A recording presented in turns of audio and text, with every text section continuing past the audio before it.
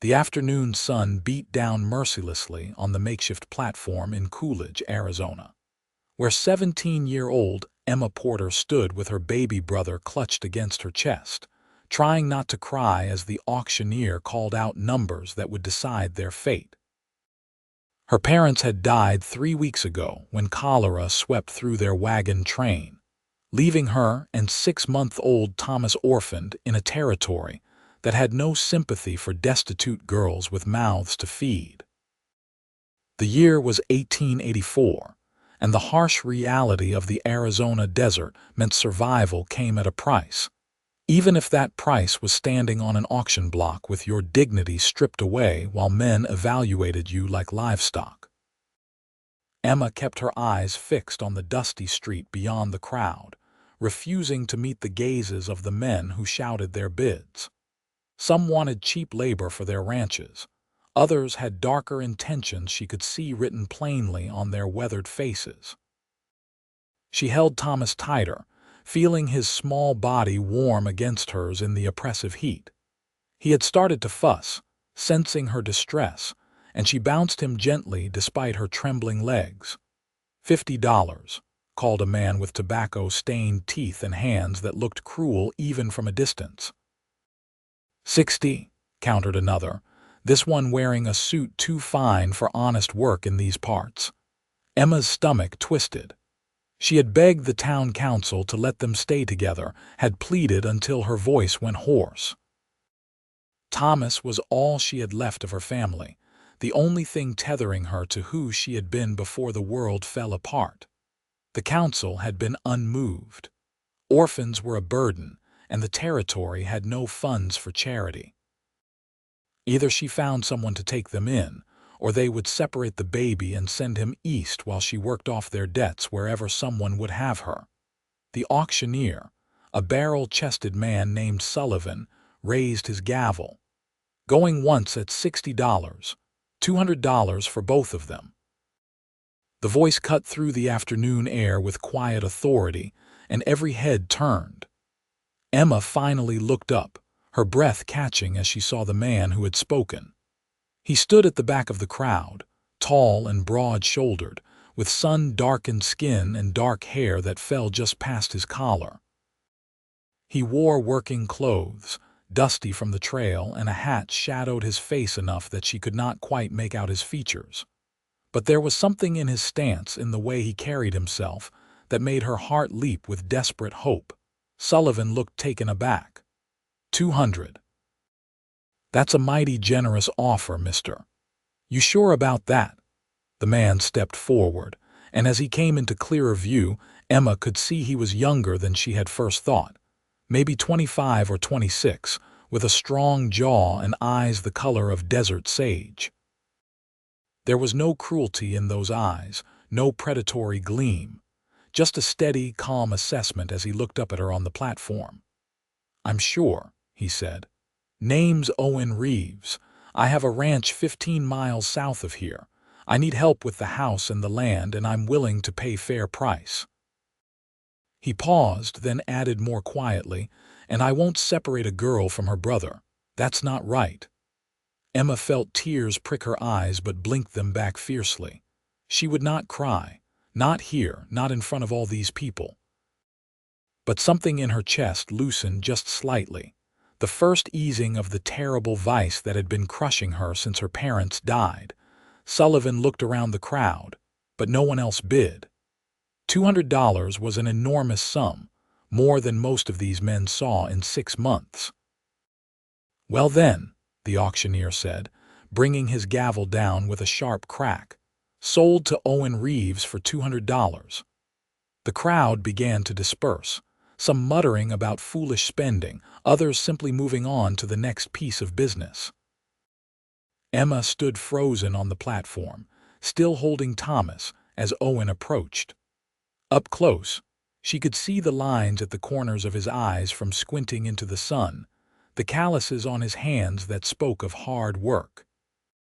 He was handsome in a rugged, weathered way, but what struck her most was the gentleness in his expression as he looked at the baby. "Can you ride?" he asked her, his voice low enough that only she could hear. Emma nodded. Yes, sir. My father taught me. Good. And stop calling me sir. My name's Owen. He held out his hand to help her down from the platform. She hesitated only a moment before taking it, feeling the strength and warmth of his grip. Thomas squirmed between them and Owen glanced down at the baby. How old is he? 6 months, Emma said, her voice hoarse. His name is Thomas. Thomas Porter. Owen nodded. I have a horse and wagon waiting. We should get moving before the heat gets worse. It's a long ride back to the ranch. He led her through the town to where a sturdy wagon stood hitched to 2 horses, with a 3rd horse tied behind. The wagon bed contained supplies, flour and salt and other provisions. Owen helped her up onto the seat, then climbed up beside her and took the reins. Emma adjusted Thomas in her arms, trying to shield his face from the sun with the thin shawl she wore. As they pulled out of Coolidge, Emma finally found her voice. Why did you do that? Why did you bid on us? Owen was silent for a long moment, his eyes on the road ahead. I lost my family 2 years ago, he said finally. Apache raid. My wife Sarah was pregnant. We were going to name the baby Michael if it was a boy. His jaw tightened, but his voice remained steady. I built that ranch for a family, but I've been working it alone since then. When I came into town today and saw you up there with your brother, saw how you were holding him like you'd fight off anyone who tried to take him, I just thought. He trailed off, then shook his head. I thought maybe we could help each other. You need a home and I could use help with the house and the land, and that baby needs a chance to grow up somewhere safe. Emma stared at him, her throat tight.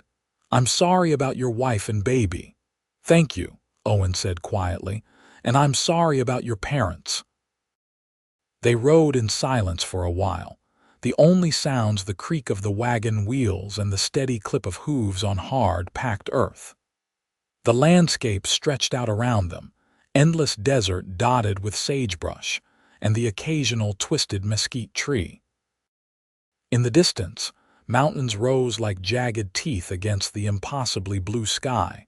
Thomas began to cry, a thin wailing that spoke of hunger and heat.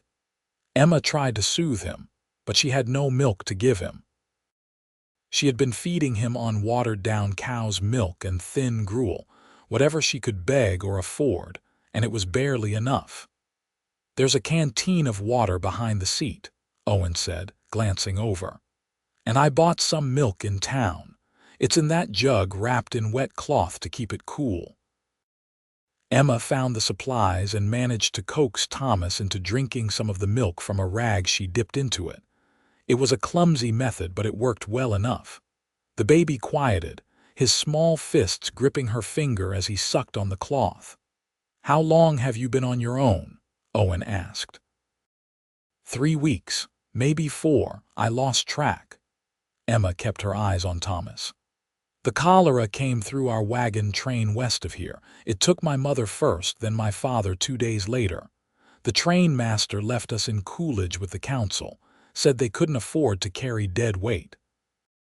That was cruel of him. That was practical of him, Emma corrected, her voice hard. This territory doesn't have room for sentimentality. I learned that fast enough. Owen was quiet for a moment. Maybe so, but I think there's a difference between being practical and being heartless. A man can survive out here and still keep his humanity. Emma looked at him then, really looked at him. His profile was strong, his expression thoughtful. There was something solid about him, something that made her think of her father, who had been a good man, steady and kind. She felt that dangerous flicker of hope again and pushed it down. She could not afford hope. Hope led to disappointment, and disappointment could kill you just as surely as thirst in this desert. What will you expect from me? She asked bluntly. At the ranch, what are my duties? Owen's hands tightened slightly on the reins, but his voice remained calm. Cooking, cleaning, mending. Help with the garden if you know anything about that. Laundry, normal household work. He paused, then added firmly, nothing else. You'll have your own room and the baby will stay with you." "I'm not that kind of man, Emma. I paid for your contract because you needed help, not because I expect anything improper." Emma felt some of the tension in her shoulders ease. "All right. But I need you to understand something," Owen continued. "This is going to be hard work. The ranch is big, and right now I'm the only one running it. I have some hired hands who come in during roundup and branding season, but day to day it's just me. The house has been neglected. I'm not much for cooking or cleaning, so things are rough. I'll expect you to earn your keep, but I'll be fair. You'll have food, shelter, and safety. And Thomas will grow up free, not bound to anyone." "I can work hard," Emma said. "I'm not afraid of that." Owen nodded. "I believe you." They rode on as the sun began its slow descent toward the western horizon, painting the desert in shades of gold and amber. Emma felt exhaustion pulling at her, the accumulated weight of weeks of fear and uncertainty. Thomas had fallen asleep in her arms, his small body warm and heavy. She held him close, her cheek resting against his downy hair. "How much farther?" she asked. "Another hour, maybe a bit more." Owen glanced at the sky. "We'll make it before dark." Emma nodded and let herself relax slightly, lulled by the rhythm of the wagon. She must have dozed off because the next thing she knew, Owen was touching her shoulder gently, and the wagon had stopped. "We're here," he said. Emma blinked awake and looked around. The ranch sat in a valley between low hills, a sprawling property with a main house built of adobe and timber, a barn, several outbuildings and corrals that held horses and cattle. It was larger than she had expected, more prosperous looking despite the signs of neglect Owen had mentioned. The land around the buildings had been cleared, and there was a vegetable garden plot, though it looked overgrown and dry. Owen helped her down from the wagon, careful not to jostle the baby. "Come on inside. I'll show you around, then get you settled." The house was dim and cool after the heat outside. Emma's eyes adjusted slowly, taking in the main room with its large fireplace, sturdy furniture, and layers of dust on every surface. There were dishes piled in a dry sink, clothes draped over chairs, and a general air of bachelor disorder that made her fingers itch to start cleaning despite her exhaustion. "It's a mess," Owen said, sounding almost apologetic. "Like I said, I haven't been keeping up with it." "It's fine," Emma said. "I've seen worse." She had not, actually, but she was not about to complain. This house was a palace compared to the tent she had been living in with her parents on the wagon train, or the tiny room the council had grudgingly provided in Coolidge. Owen showed her through the house.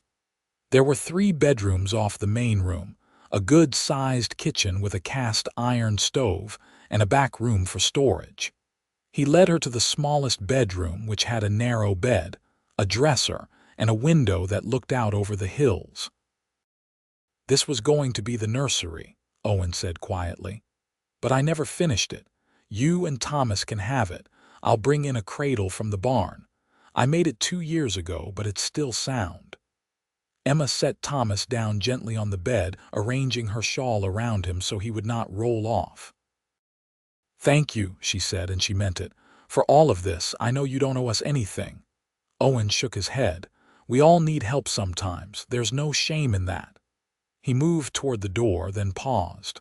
"I'll get your things from the wagon and bring in that cradle. There's a pump out back for water and the outhouse is beyond the garden. Make yourself at home, Emma. This is your home now, yours and Thomas's, for as long as you want it to be." He left before she could respond, his boots echoing on the wooden floor. Emma sank down onto the bed beside her sleeping brother and let herself cry for the first time since her parents died. Quiet tears that ran hot down her cheeks and dripped onto her dusty dress. She cried for everything she had lost, for the fear she had carried, for the impossible kindness of a stranger who had given them a second chance at life. When the tears finally stopped, she wiped her face and stood up. There was work to be done, and Emma Porter had never been one to shirk her duties. If Owen Reeves had given them a home, then she would make sure she earned it. She found Owen in the kitchen, trying to start a fire in the stove. He looked up when she entered, and she saw him take in her tear-streaked face, but he did not comment on it. Instead, he stepped back from the stove. "I can never get this thing to light properly," he admitted. "Sarah used to handle all the cooking." Emma moved to the stove and examined it. The flue was closed and the kindling was arranged all wrong. She adjusted it, opened the flue, and had a fire going within minutes. "There," she said. "You need to make sure the flue is open or the smoke has nowhere to go." Owen looked at the cheerful flames with something like wonder. "I've been fighting with that stove for 2 years. How did you do that so fast?" "My mother taught me. She could cook over any fire anywhere." Emma looked at the pantry. "Do you have food? I could make dinner." "There's salt pork, beans, flour, some dried apples, not much else." Owen ran a hand through his hair. "I usually just eat whatever's quickest." Emma started pulling out supplies. "Go take care of your horses. I'll have food ready in an hour." Owen looked like he wanted to say something, but instead he just nodded and headed outside. Emma set to work, soaking the beans in water to soften them, slicing the salt pork, mixing up biscuit dough. It felt good to be doing something useful, to be in a kitchen again. Cooking was familiar, comforting in a way that made the strangeness of this new place seem less overwhelming. By the time Owen returned, she had a meal laid out on the table. Beans and pork, fresh biscuits, and dried apples stewed with a little sugar she had found in the pantry. It was simple fare, but it smelled good, and she felt a small surge of pride as Owen stared at the spread. "Emma, this is—" He trailed off, then shook his head. "Thank you. It's been a long time since I had a real meal." They sat down to eat, the silence between them less awkward than it had been earlier. Thomas woke up and fussed, so Emma fed him more milk while she ate one-handed. Owen watched the baby with an expression she could not quite read, something sad and longing mixed together. "He looks healthy," Owen said finally. "That's good. Desert's hard on babies. He's strong, like our father." Emma bounced Thomas gently. "My mother used to say the Porter men were made of iron and stubbornness in equal measure." Owen's mouth quirked in a smile. "That sounds like a good combination for surviving out here." After dinner, Emma insisted on cleaning up despite Owen's protests. He finally relented and went outside to finish his evening chores. Emma washed the dishes, tidied the kitchen, and swept the main room. By the time Owen came back in, the house looked considerably better, and Emma felt the satisfaction of a job well done. "You didn't have to do all that tonight," Owen said, looking around at the cleaned room. "I wanted to," Emma said simply. "It helps keeping busy." Owen nodded slowly. "I understand that." They stood there for a moment, the air between them filled with shared grief and understanding. Then Thomas started crying again, and the moment passed. "I should get him to bed," Emma said. "The cradle's in your room, and I put your things in there, what little there was." Owen moved toward his own bedroom. "If you need anything in the night, just call out. I'm a light sleeper." "Good night, Owen, and thank you for everything." He paused in his doorway and looked back at her. In the lamplight, his features seemed softer, younger. "Good night, Emma." Emma carried Thomas to their room and found the cradle Owen had mentioned, a beautiful piece of woodwork with careful joints and a smooth finish. She settled the baby into it, covering him with a thin blanket, and then lay down on the bed fully clothed. She was too tired to change, too tired to do anything but close her eyes and let sleep take her. She woke once in the night to Thomas crying and fed him, walking the small room and humming the lullaby her mother had sung. Through the walls, she heard Owen moving around, and she wondered if he could not sleep, or if he was just as unused to having another person in the house as she was unused to being here. The next morning, Emma woke to sunlight streaming through the window and the sound of Owen already up and moving around. She fed Thomas, changed his diaper using strips of cloth she had washed and dried the night before, and then ventured out into the main room. Owen was drinking coffee at the table, dressed for work in worn pants and a faded shirt. He looked up when she entered and started to rise, but she waved him back down. "Don't get up. I'll make breakfast." "You don't have to, I know," Emma interrupted gently. "But it's my job now, isn't it? And besides, I'm hungry." She made eggs from the hens she had heard clucking outside, more biscuits, and fried some of the salt pork. They ate together as the morning sun grew stronger, and Owen told her about the ranch, about the cattle he ran and the horses he bred, about the work that needed doing. "I'll be out most of the day," he said, "checking on the herd in the north pasture. There's a well behind the house if you need water, and please help yourself to anything in the pantry. If you need me, ring the bell by the back door. I'll hear it and come running." "I'll be fine," Emma assured him. "Thomas and I will manage." After Owen left, Emma set to work in earnest. She swept and scrubbed every room, washed windows, beat the dust from curtains and rugs. She did laundry, hanging Owen's clothes on a line strung between two posts behind the house. She worked through the heat of the day, taking breaks to feed Thomas and rest in the shade, but always returning to her tasks. By the time Owen returned that evening, dusty and tired, the house had been transformed. Emma had even managed to tidy the overgrown garden, pulling weeds and watering the struggling plants.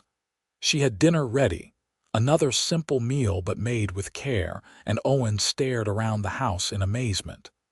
"Emma, this is incredible. You didn't have to do all this in one day." "I wanted to earn my keep," Emma said, setting food on the table. "And like I said, it helps, keeping busy." This became their routine over the following weeks. Owen worked the ranch, rising before dawn and often not returning until after sunset. Emma ran the household, cooking and cleaning, caring for Thomas, gradually bringing order to the neglected homestead. In the evenings, they would eat together and talk, carefully at first, but with growing ease. Emma learned about Owen's past, about growing up in Texas and coming west to make his fortune, about meeting Sarah in Tucson and falling in love, about building the ranch with dreams of a family to fill it. Owen learned about Emma's life, about traveling west with her parents in search of better opportunities, about her father's work as a carpenter, and her mother's skill with herbs and healing, about the cholera that had stolen them away. They did not talk about the nature of their arrangement, about the fact that Emma had been purchased like property, that she was technically indentured to Owen until her debt was paid. It was an uncomfortable truth that hung between them, but as the days passed, it seemed to matter less. They were two people helping each other survive, and that felt more real than any legal contract. Thomas thrived in the clean air and regular meals. He grew plumper, his eyes bright and alert, and he started to babble and coo, reaching for Emma's face with chubby fingers. Owen was surprisingly gentle with the baby, sometimes holding him in the evenings while Emma cleaned up after dinner, talking to Thomas in a low, soothing voice about the ranch and the horses and the big sky outside. Emma tried not to notice how her heart would flutter when she saw Owen with her brother, tried not to think about how handsome he looked in the morning sun, or how his rare smiles transformed his serious face. She was 17, he was 26, and there was a gulf between them of experience and loss that seemed unbridgeable. Besides, she was here as his housekeeper, nothing more. He had made that clear from the beginning. But sometimes, she would catch him looking at her with an expression she could not quite read, something warm and wondering, and her breath would catch in her throat. 2 months after she arrived at the ranch, Owen announced he needed to go into Coolidge for supplies.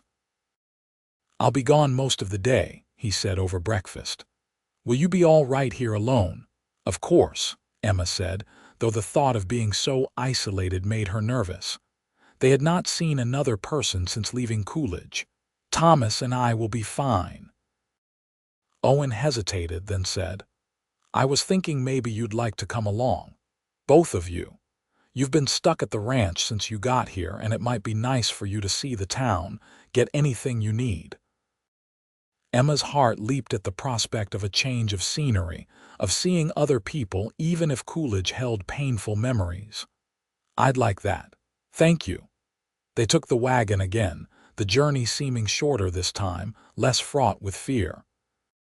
Thomas sat in Emma's lap, watching the passing landscape with wide eyes, and Emma found herself enjoying the ride, the sun warm on her face and the conversation flowing more easily than ever between her and Owen.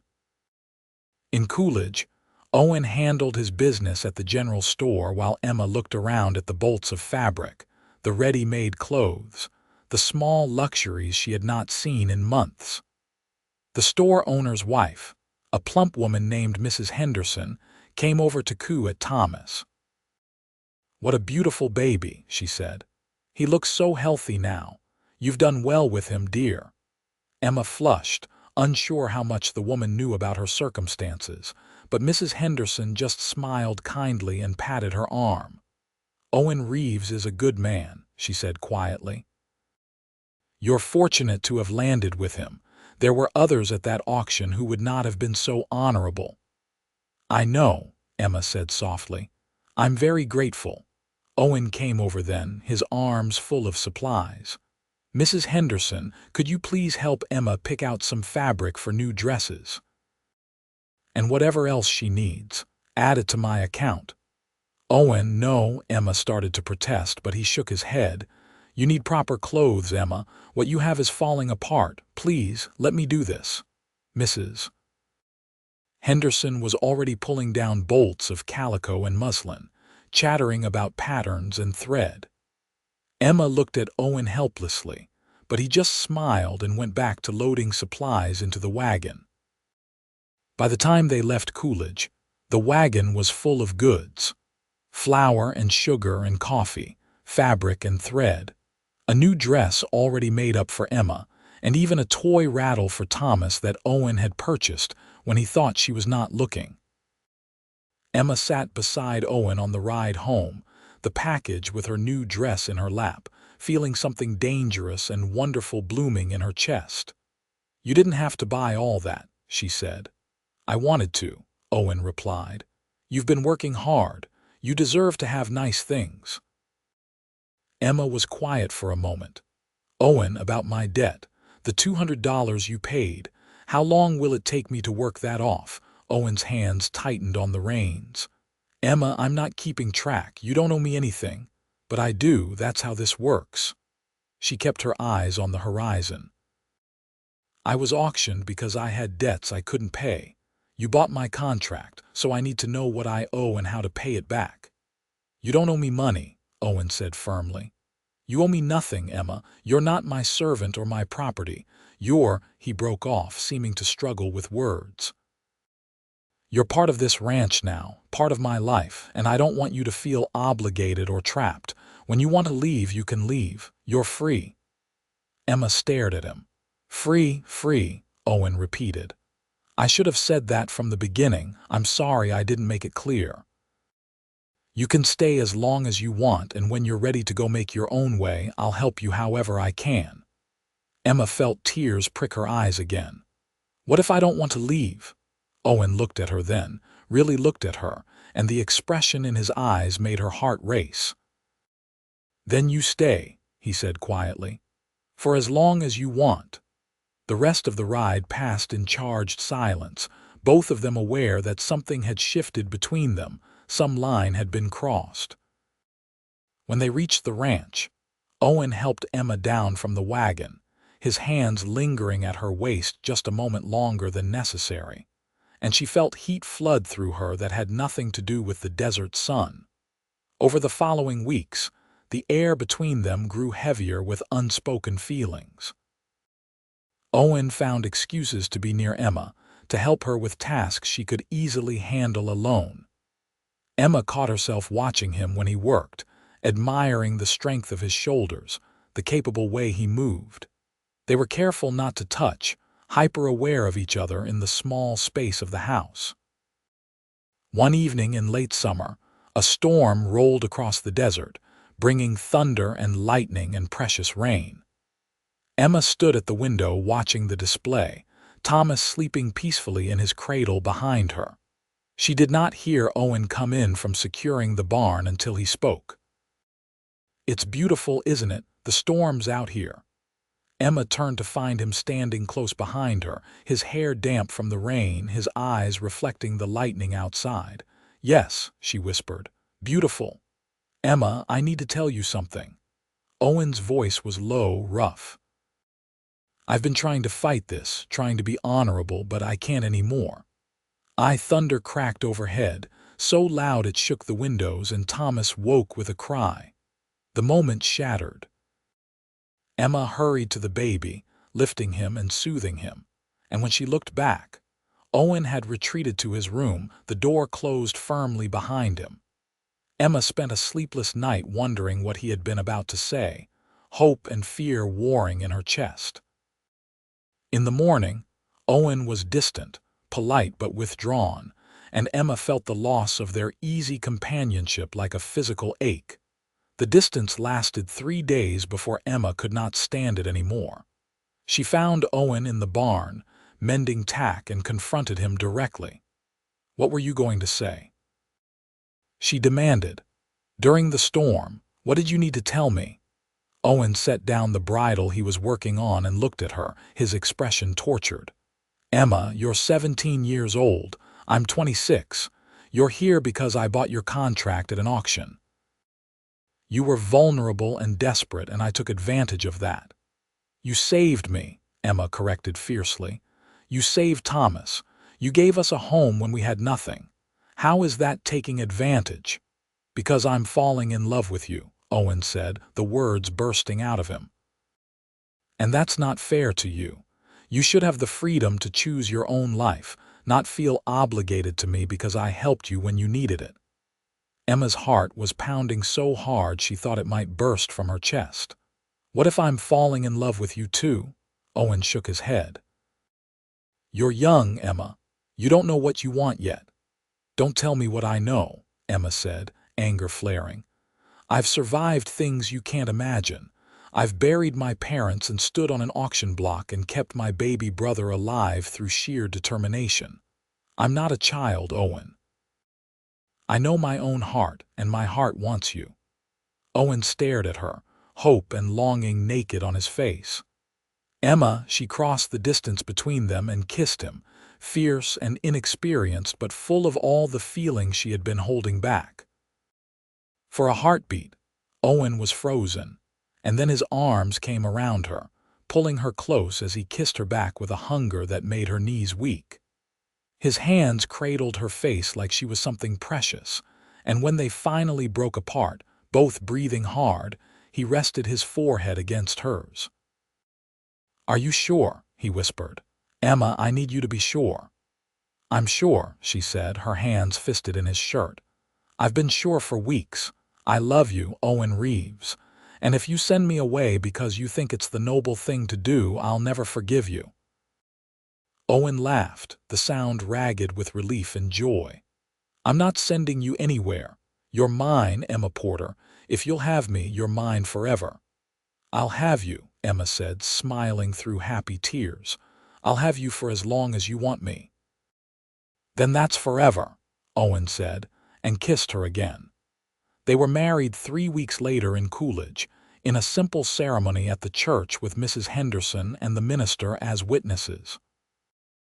Emma wore the dress Owen had bought her, altered to fit perfectly, and she carried wildflowers Owen had picked that morning. Thomas, now 9 months old and starting to pull himself up on furniture, sat in Mrs. Henderson's lap and babbled happily through the vows.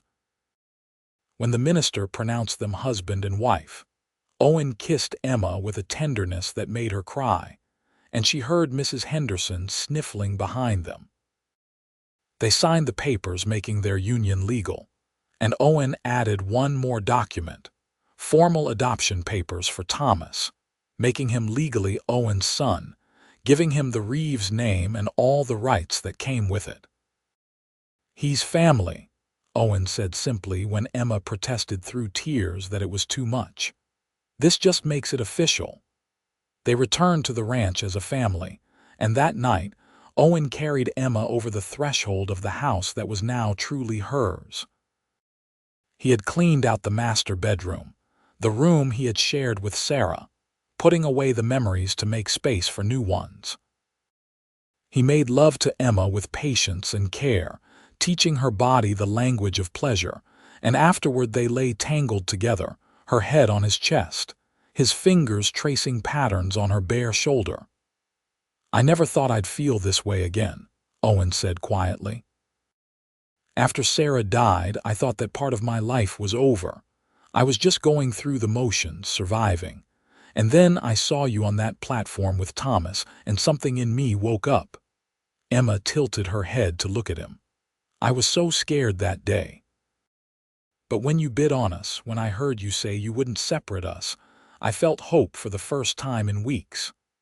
I'm going to spend the rest of my life making sure you never have to be that scared again," Owen promised. "You and Thomas, you're my family now. My whole world." "We love you too," Emma said, kissing his jaw. "So much." They built a life together over the following months. Emma learned to help Owen with the ranch work, riding out with him to check on cattle, helping with the horses. She discovered she had a gift for training, a gentle patience that the animals responded to. Thomas grew strong and curious, toddling around the house and yard on chubby legs, laughing at everything. Owen proved to be a wonderful father to Thomas, teaching him to ride before he could barely walk, carrying him on his shoulders while he did chores, reading to him from the few books they owned. Emma would watch them together and feel her heart swell with love and gratitude for this life they had made. In the spring, Emma realized she was pregnant. She told Owen one evening after Thomas was asleep, nervous about how he would react given his history, but Owen's face lit up with such joy that her fears evaporated. He pulled her into his arms and held her like she was made of spun glass, whispering promises and endearments against her hair. "Are you happy?" Emma asked, her face pressed against his chest. "Happy doesn't even begin to cover it," Owen said, his voice thick with emotion. "Emma, you've given me everything. A reason to live again, a family, hope for the future. I love you so much." The pregnancy was not easy. The desert heat was brutal, and Emma suffered from sickness in the early months. But Owen was attentive, bringing her cool water, rubbing her feet when they swelled, taking over more of her chores so she could rest. Thomas, now 1.5 years old and talking in simple sentences, seemed to understand that his sister needed gentle treatment, patting Emma's stomach and saying "baby" with great seriousness. In December of 1885, on a cold, clear night with stars blazing overhead, Emma gave birth to a son. The labor was long and difficult, with only Owen to help since they could not reach the doctor in Coolidge in time.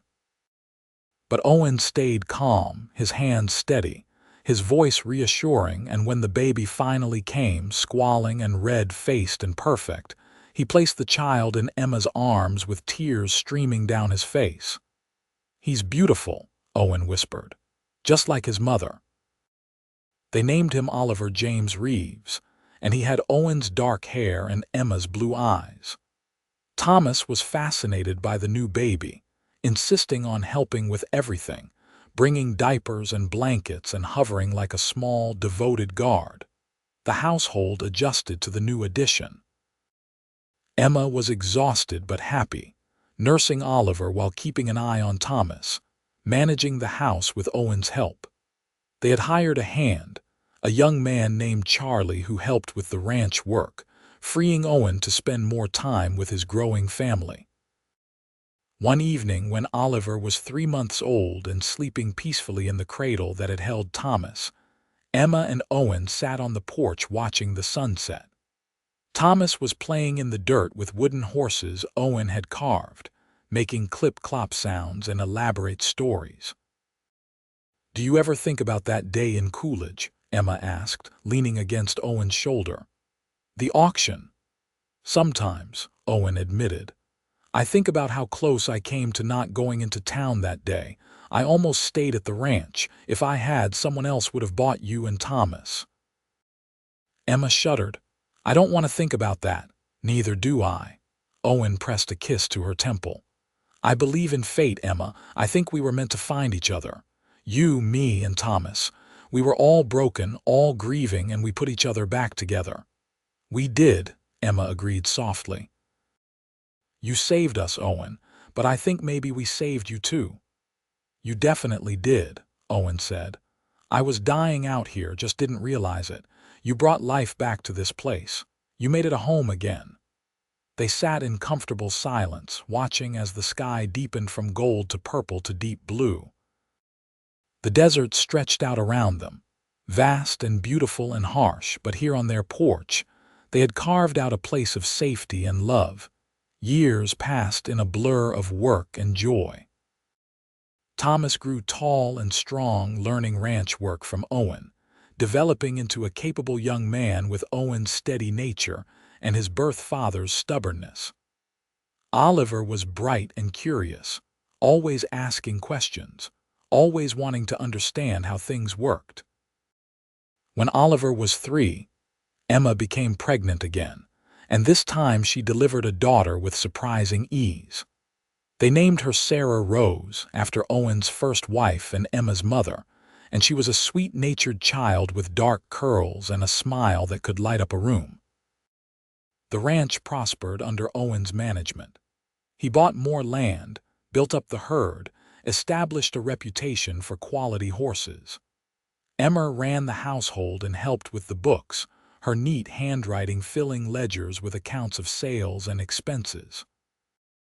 They hired more hands, built a bunkhouse for them, became one of the most successful ranches in the territory. When Thomas turned 16, Owen sat him down for a serious conversation. "You're old enough now to make your own choices," Owen said. "I want you to know that this ranch will belong to you and your siblings someday. You're my son in every way that matters, Thomas. But if you want to go do something else, see the world, I'll support that too." Thomas, who had grown into a handsome young man with his birth father's build and his adoptive father's character, shook his head firmly. "This is my home, Pa. I don't want to be anywhere else. I want to help you build this ranch into something even bigger, and then someday pass it on to my own kids." Owen pulled Thomas into a hard embrace, his eyes wet. "I'm proud of you, son. So proud." Emma watched from the doorway, her own eyes damp. Thomas had been barely more than a baby when they came to the ranch, and now he was nearly a man. Time had moved so fast, carrying them from desperation to abundance, from strangers to a real family. More years flowed by. Oliver proved to have a gift for horses, training them with an intuitive understanding that amazed even Owen. Sarah Rose grew into a capable young woman who could outride and outshoot most of the ranch hands, much to her father's pride and occasional concern. Emma and Owen added 2 more children to their family. Twin boys named Andrew and Matthew, who were holy terrors from the moment they could walk, always getting into mischief but with hearts of gold. The house was never quiet, always full of laughter and arguments and the sound of children playing. On their 10th wedding anniversary, Owen took Emma on a trip to Tucson, leaving the children in Thomas's capable care. They stayed in a hotel, ate in restaurants, shopped in stores full of goods from back east and from Mexico. It was a luxury they could finally afford, and Emma reveled in it. On their last night there, they walked through the plaza in the evening, the air soft and warm, musicians playing somewhere nearby. Owen pulled Emma into an impromptu dance, right there in the public square, and she laughed and followed his lead. "You're a terrible dancer," she teased. "I know," Owen said, grinning, "but you love me anyway." "I do," Emma said, her voice turning serious. "I love you so much, Owen. You gave me everything. A home, a family, a life I never could have dreamed of. We gave each other everything," Owen corrected. "Emma, that day in Coolidge when I saw you with Thomas, I knew my life was about to change. I just didn't realize how much, how completely. You didn't just save me, you made me better. You made me the man I always wanted to be." Emma reached up to cup his face, this man who had bought her freedom and then given her his heart. "We've built something beautiful together, haven't we?" "We have," Owen agreed. "And we're not done yet. We still have so many years ahead of us, so much more to build." He was right. They had decades more together, watching their children grow and marry and have children of their own. Thomas took over more of the ranch management as Owen got older, proving himself a worthy successor. Oliver started a horse breeding program that became famous throughout the territory. Sarah Rose married a neighboring rancher's son and ran her own ranch with impressive skill. The twins went into business together, opening a trading post in Coolidge that served the whole region. Emma and Owen became grandparents, and then great-grandparents, their family tree spreading and growing until it was hard to keep track of all the branches. The ranch that Owen had built for a family became the center of a small empire, Reeves' land stretching for miles in every direction. But no matter how big the family grew, how much the ranch expanded, Emma and Owen remained at the heart of it all. They sat together on the porch most evenings, watching the sunset just as they had 30 years before, hands linked, comfortable in the silence of long companionship. "Do you remember the first time we sat here together?" Emma asked one evening. She was 50 years old now, her hair more gray than brown, but still beautiful to Owen. "I remember thinking you were the bravest person I'd ever met," Owen said. He was 59, his face lined by years of sun and wind, but his eyes still held that same gentleness that had made Emma trust him all those years ago. 17 years old, orphaned with a baby to care for, and you held your head high through all of it. "I was terrified," Emma admitted. "But you made me feel safe. From that very first day. You made me feel alive again," Owen said. "After Sarah, I thought I was done. I was just going to work this ranch until it killed me or I got too old. And then you came along and reminded me that life was still worth living." Emma leaned her head on his shoulder, a gesture she had done thousands of times over the decades. "We've had a good life, haven't we?" "The best life," Owen confirmed. "No regrets, Emma, not a single one." They sat together as the sky darkened and the stars came out, those same stars that had witnessed their first meeting, their first kiss, the birth of their children, all the moments both momentous and mundane that made up a life. Around them, the ranch was settling for the night, lamps being lit in the bunkhouse, horses nickering in the corrals, the distant sound of one of their grandchildren laughing. This was what they had built from that desperate day in Coolidge. Not just a ranch, not just a family, but a legacy of love and determination. Emma had been auctioned with her baby brother, and a rancher had said he would raise them both as his own family. But it had become so much more than that. It had become a love story for the ages, a testament to the power of kindness and second chances. As Emma and Owen sat together in the gathering darkness, surrounded by the life they had created, they both knew they would not change a single moment of it. Every hardship, every joy, every tear and laugh had led them here, to this place of peace and abundance. And when they finally did go to bed that night, walking into the house hand in hand, just as they had done for 30 years, they carried with them the sure knowledge that they had found something rare and precious. A love that had been forged in the fires of the Wild West and had emerged stronger for it.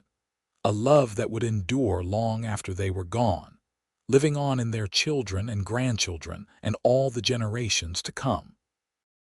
The story that had begun with Emma standing on an auction block, scared but defiant, holding her baby brother and hoping for mercy, had transformed into something beautiful. Owen had offered them a home, but Emma had given him back his heart. Together, they had created not just a family, but a dynasty, roots sunk deep into the Arizona soil. And in the end, that was all anyone could hope for. To love and be loved, to build something lasting, to leave the world better than they found it. Emma and Owen Reeves had done all that and more. Their story would be told around campfires and dinner tables for generations. A reminder that even in the harshest landscape, love could bloom and thrive. The Wild West had tested them, hardened them, but it had not broken them. Instead, it had forged them into something unbreakable, a family bound not just by blood but by choice, by sacrifice, by unwavering devotion. And that, more than land or cattle or gold, was the true treasure they had found in each other.